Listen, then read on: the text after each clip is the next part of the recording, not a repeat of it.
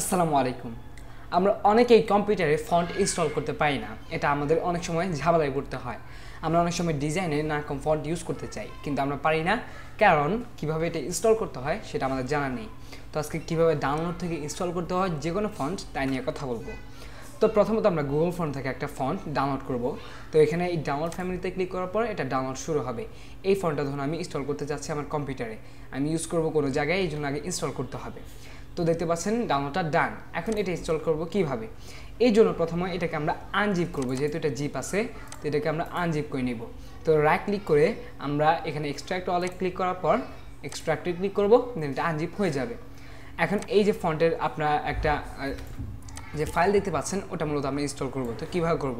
অনেকেই আমরা এরকম ভিতরে ঢুকে ইনস্টলে ক্লিক করি, কিন্তু এভাবে ইনস্টল হবে না, আমাদের অন্যভাবে ইনস্টল করতে হবে। এই জন্য এই ফন্টটা সিলেক্ট করে আমাদের রাইট বাটন ক্লিক করতে হবে, দেন কপি। এখানে যদি অনেকগুলো ফন্ট থাকে সবগুলোকে এভাবে সিলেক্ট করতে হবে না, সবগুলোকে আমরা একসাথেই সিলেক্ট করতে পারবো।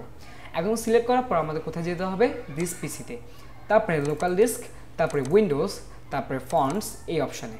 এখন এখানে আমরা রাইট ক্লিক করব, দেন পেস্ট, অথবা কন্ট্রোল ভিডিও আমরা পেস্ট করতে পারি, আমাদের ফন্ট ইনস্টল হয়ে যাবে। দেখতে পাচ্ছেন আমাদের ফন্ট এখানে অ্যাড হয়ে গিয়েছে।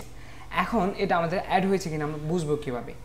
এই জন্য আমরা ধরুন এখানে পাওয়ার পয়েন্টে অ্যাড করি, একটা নতুন পাওয়ার পয়েন্ট নিচ্ছি।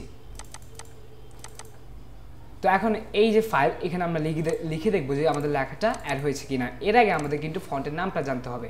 ফন্টের নাম হচ্ছে ডেলা গথিক।